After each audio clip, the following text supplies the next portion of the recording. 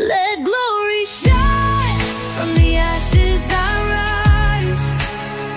Every scar a story, every tear baptized. This is my freedom, this is my climb. Let glory shine, it's the power inside. Welcome back to Let Glory Shine. I'm your host, Martha Glory, and I am here with the fabulous, amazing, oh my gosh, awesome Zoraida Morales. And we're going to continue our conversation from last week. And I'm so excited to do this because if you caught last week's episode, we were just getting started when time ran out. So we're going to jump right back in. I'm going to welcome Zoraida Morales back to the stage, and we're just going to dive right back in to where we left off last week. And we were talking about how seasons in life, run out, and that we get to choose how we move on. And sometimes that means removing people, ending marriages, things like that. And we talked about how your marriage ended. And so I want you to pick up where you left off and just roll with it. Tell us more about your testimony. Well, first, let me say thank you so much for having me back. I enjoy having these conversations with you, and they go so quickly that I was so excited to be back. So thank you, thank you, thank you. So I'd like to, because I want to pick up where we left off, right? Removing people, places, and things that no longer served us, that no longer are an asset to this new becoming that we are metamorphosing into. It's how I created the 3 pillars of nutrition: mental, physical, and spiritual. These are my 3 pillars. This is what I teach. It prevented me from having a nervous breakdown. Or I probably did and didn't even know it. But I knew that I needed something because my oncologists were saying, here's a pill. Go have a good life. Eat well. Create a good sleeping pattern. You're going to be fine. And I had no idea what the fuck that meant. Because they were only treating the outside, the external. But they weren't treating me here. Yeah. And here was fear, anxiety.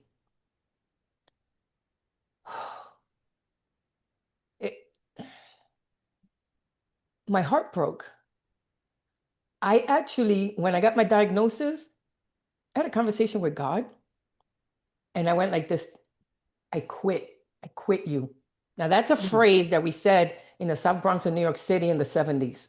I quit you. That meant I don't want to talk to you. I don't want to see you again, because I was angry. Could you do this to me? I have 5 miscarriages. I'm from generational poverty. I'm the cycle breaker. What? And now you let this happen? But here was the big thing I want everyone to take away. He was with me all along. I just wasn't asking for him. So 10 years later, I'm in a New York apartment. I'm divorced, taking chemo. I get laid off. So I go to New York for my job, and then I get laid off because COVID is here. I sell my kids' childhood home. I'm in a 2-bedroom apartment, almost in the same tenement that I lived in the South Bronx. This time I was in Queens. And I'm surrounded by 2,500 square feet of boxes. And I was lonely, and I was fearful. And I just sat on a box and just looked up. And this is like 10 years later. And I say to God, I need you. I need you to love me. I need you to hold me. I need you to protect me. I need you to tell me that everything's going to be okay, because I'm scared and I'm alone. and everyone is mad at me. And I'm sorry I haven't been around. I'm sorry I haven't been asking for you, but I need you. And he hugged me. I feel it now. He hugged me. Now, I'm 5'6", 5'7". To me, God is 6'3". So I just leaned into him and I just cried. And I cried and I cried. And it must have been like 20, 30 minutes. And I cried for all the years that I didn't give myself permission because I felt guilty. I felt shame. And I just let it all out. Why? I felt safe. He, I knew he had me. I knew that I was going to be okay. But I was releasing so much baggage, so much sadness and anger, and I had to forgive myself. We'll talk about forgiveness later on. And then I just got up. I feel it now. And I started to unpack. But I knew that I was going to be okay. Because he told me that he was always there. He was just waiting for me to call him. Mm. And that's when I realized, in the few months after that, I realized that he's there for everyone. It wasn't just for me. He's there for everyone. We just have to reach out. Because remember, he's got a lot of people to take care of. Right? So, and he has shown up for me in so many ways. I'm telling you, if I were to tell you all the things, and it's not just me, he does this for all of us. That was the biggest gift. So when I speak on podcasts and when I write books, and I say that I'm going to make people uncomfortable when I say this, that the cancer was a gift for me. Yep. Doesn't have to be for everyone else, but for me, it was a gift. Yep. It's because of the experiences that I opened myself to. Yes. And not to say everything is perfect. There is no such thing as perfect. I don't even like using that word. But I have such love now. And I don't have a car, and I don't have a house, and I don't have that over $100,000 job. But here, You have oh, peace, this is everything right here. joy. Yep. Hope, joy, love, peace. That's priceless. It's priceless. Wow. Thank you for sharing. And I resonate so deeply with so much of what you just shared. I had a I quit you moment with God. Did you? Yeah. And looking back,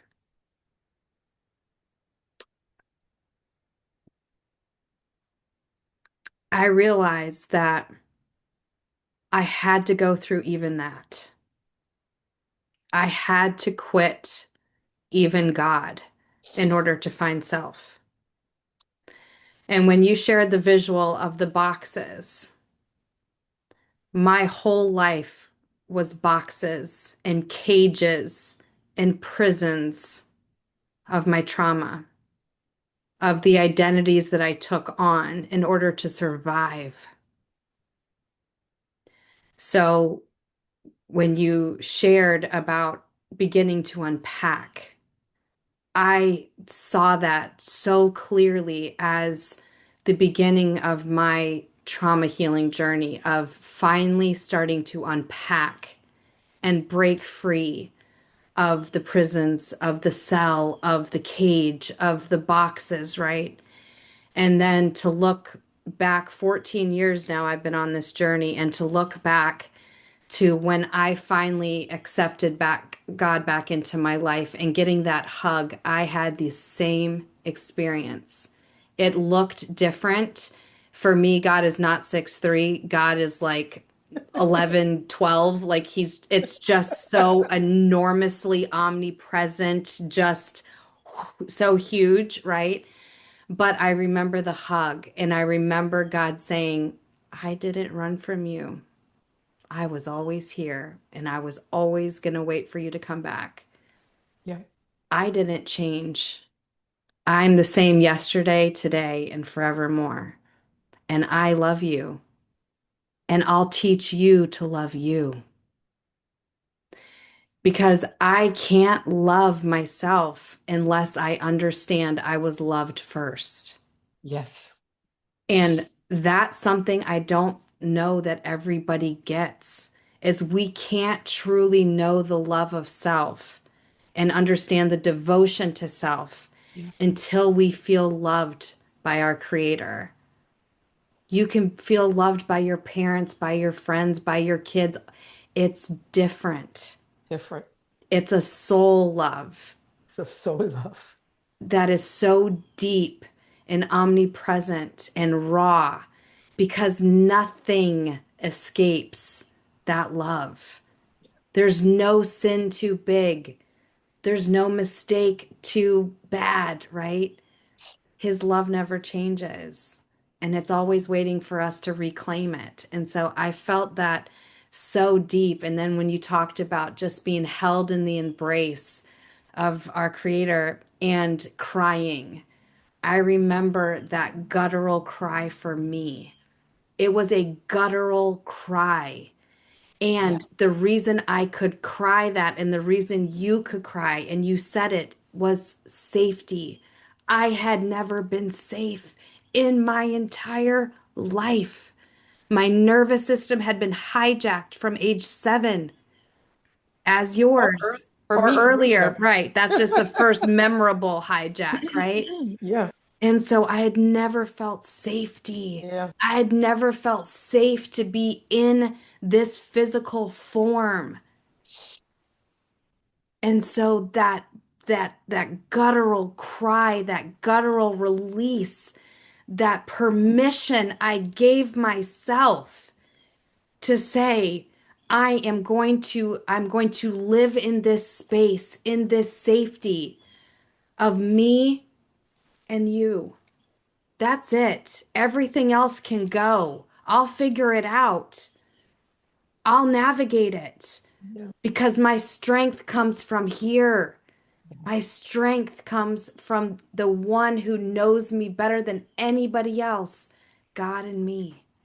It doesn't come from an external source. That's right. That's right. So I felt that I felt your sharing so, so deeply because I'm like, how are we so aligned? But I think when you've gone through the things that we have and you've had to reclaim self in the ways that we've had to, you have to go through a metamorphosis. And so often there are likenesses Yeah. to those journeys. So I want you to talk about what are you doing now? What are you doing with all this learning, with all of this enlightenment, all this evolution? Like, how are you making an impact? How are you serving, right? Because I know from my pillars is heal, elevate, serve because none of us, there's no reason to heal if you're not going to elevate and then you're not going to serve and give back. There's no, I just, that Yeah. hit me Yeah. one day of God's like, why are you going to heal if you're just going to keep it all for yourself? Like Right. that's not who I created you to be. I Right. created you for more. So what are you going to do with that? So what are you doing to Oh, wow. serve? You know, I've always been a teacher. Um, Everyone's always come for me for advice. I've always was always the caregiver. The oldest from a Puerto Rican household. I was brought up, groomed to serve, groomed to take care of my elders and their feelings and take care of my siblings. And no one gave a shit about me. Let me reframe. They love me in the way they Knew knew how how. to love me, Yeah. right? They worked with what they had, with their own limiting beliefs and their own traumas. But I felt very lonely as a child, internally, didn't feel loved. Um, and so now, because of my relationship with God, my archangels, my ancestors, the babies that I couldn't bring here to this world, I get to help people. We really help people. I help them rebuild their energy, their clarity, their sense of self after seasons of burnout, caregiving, illness, and simply just life being life. And everything I teach comes from lived experience. Mm. And I had no idea that I was documenting all this, right? Until I moved near the ocean, near the Atlantic Ocean. And so now I walk alongside others while they're, because I'm still going through my own metamorphosis, right? I'm still learning lessons. And my mother had a stroke recently. So as a long distance caregiver, I'm learning even more Mm. um, about what my caregivers are going through. So I've walked through survival mode and I've rebuilt myself more than once. And I'm here to help people, to remind them that it's possible, that hope is your birthright. We And I remind, love it. yes, I love the work I do. we remind people who they are and And that they matter. what their birthrights are and that they matter. And when people really truly grasp that, they realize that anything is possible. And it gives them the permission to say, oh, and start asking the questions. How do I want to live my life? Yeah. And I'll give you a perfect example. So, mental nutrition, right, is the stories we tell ourselves, is the things that we don't say to others, but we say it to ourselves. It's that mind and ego overriding the heart. So, I help people reframe because I've had to reframe. And let me just say that I've worked with hypnotherapists, energy recoders, family constellation people, IFS people. I mean, I've worked because I have past life stuff. I have generational stuff. This isn't just childhood. No. So I've had to tap into that. I've had to rewire. And so with the mental nutrition and devotion to self, it's how I start my day and how I end my day. And it's about me or you, right? Not giving from that not giving from an empty cup and not giving from a full cup. You're giving from that overflowing cup. So in the morning, I wake up. Oh, good morning, love. This is how I speak to my heart. Good Yeah. morning. Ah, what do you need from me today? What are you feeling? What do you want? Sometimes my heart says, like today, oh, we get to be with Martha today, right? There have been times where it's like, oh, I want to go back to sleep. I'm tired. That's the body telling you it needs more rest, right? So it's that doing that body scan in the morning and really listening to what you need. Yeah. I do meditation. Sometimes I need to clear my chakras and rebalance them because I've had nightmares in the night, right? Um, I read, I journal, I meditate, I do yoga, I have a cup of tea. I kind of putter around my. I don't look at emails, I don't look at texts. I play music, I dance in front of my mirror. Whatever I want to do, I start my day, right? By 11:30, I'm ready. And oh, I get up like 6:30 in the morning. By 11:30, I'm ready for my first client. I now have the ability to pour all day long. And I work with people from around the world. So we're talking different timelines, right? Sometimes I have a 9 o'clock Zoom call because I'm speaking to someone in Malaysia.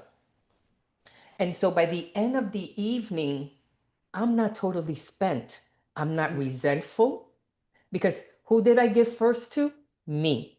Yep. And now my cup is not overflowing, but it's full.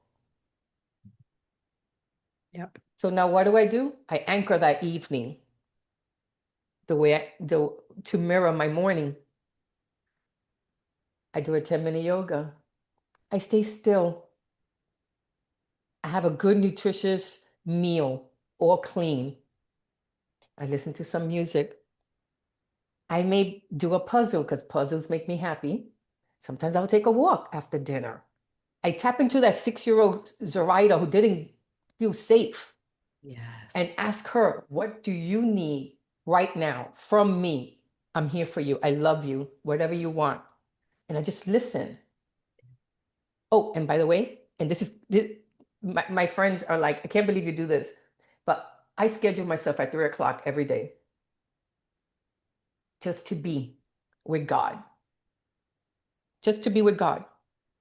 Because there's messages he's trying to get me to understand, but if I'm busy all day, I can't hear it. Yep. So I have to take that time. And so sometimes I'll do a Reiki session. Sometimes I'll listen to music, and sometimes I'll just take a nap. Sometimes I feel very invigorating, so I'm like, okay, I'm going to do yoga and then I'm going to do Pilates. But either way, it's just me and no one else. And I'm just doing whatever I love.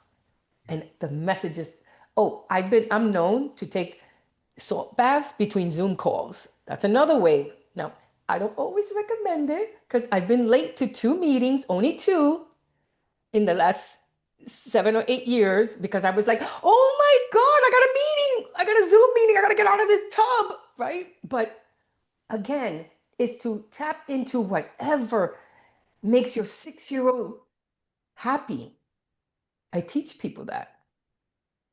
Devotion to self.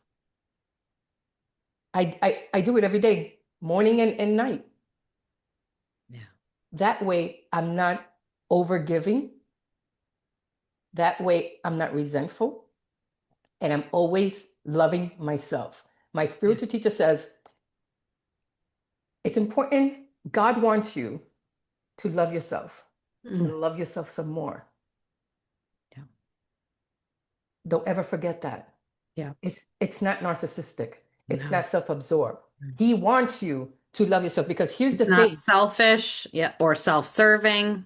The moment you love yourself in that way, the way Yeah. you and I love ourselves, you end up, and this is so true, you devote to community because you've already devoted, you can devote to yourself, and then you devote to God. Yeah. And that changes the world. Yes. Wow. The message you just shared is so important for everybody, but I think that women are especially in need of this message, right? Very so, very much so. Because we are innately born to be caretakers, Yes. to nurture others, right? We're mothers, we're daughters, we're, like that's who we innately were created to be. Mhm. And so understanding the whole idea of giving from the overflow, I always use the analogy of we have to give from the saucer, not the cup, right? You have a cup of tea, cup of coffee. So we have to give from the saucer, which means we give from the overflow. Yep. Because if we tap into the saucer, we're losing part of us. But if we're giving from the saucer, that means we're giving from our overflow, right? And understanding there's always enough to go around as long as you're filling the cup with Yeah. you, Mhm. right? And that idea of the conditioning, the societal conditioning of self-love is selfish. I don't know who started that, but that is not godly. I bet you it was a man. I'm sure, right? We're not going like, but Well, yes, I love men, I so do too. so do I do you, too. right? So But it's so true. Like God, what? We are made in the image of God. Why would God say, "But don't love yourself. That's too much." yeah. What? Hmm. No. Like all of the things we've accepted and carried, and then we find out for what? this is not who I was created to be. And I am not carrying those on or giving those to my generation, next generation. I'm not Right. going to teach my children that. That's I right. am not, I am going to build the next generation knowing you were loved first. It is your responsibility, your innate responsibility and birthright to love you That's right. and to give from that saucer. And doesn't that make for a better world? I mean, look at it. Look at what we're going through now, all the Million. wars, right? If if we were all brought up to love ourselves first, hell, we can sit here and have conversations of differences in a more acceptable way.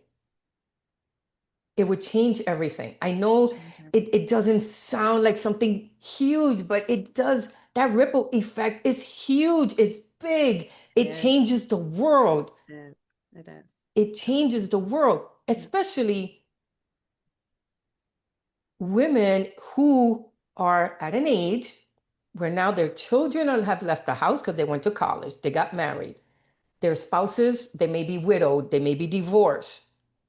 This is the women who come to me are going, what now? Yeah. How do I undo everything I've done? And I'm like, no, you don't have to undo anything. You just have to tweak it.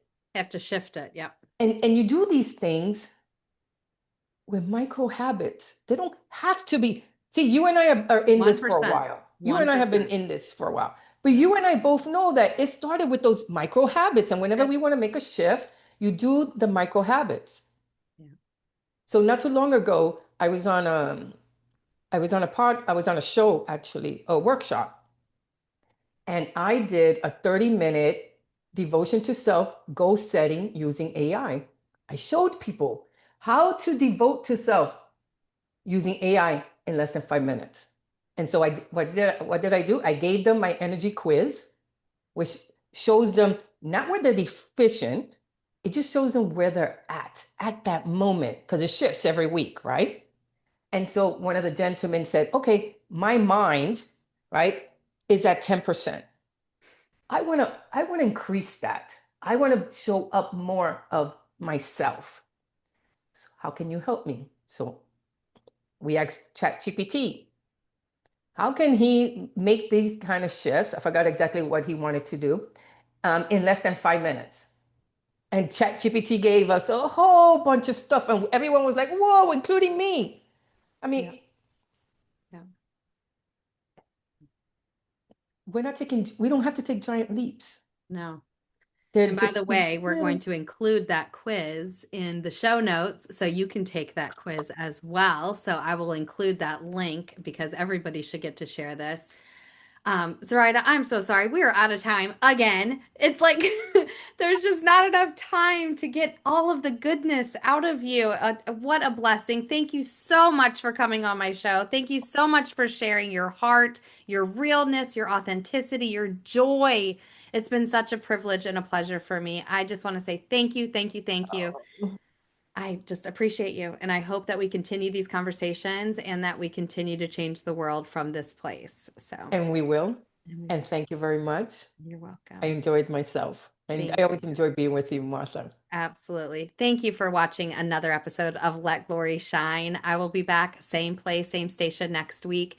Until then, just remember you are loved. Good night. Let glory shine from the ashes I rise. Every scar a story, every tear baptized. This is my freedom, this is my climb. Let glory shine, it's the power inside.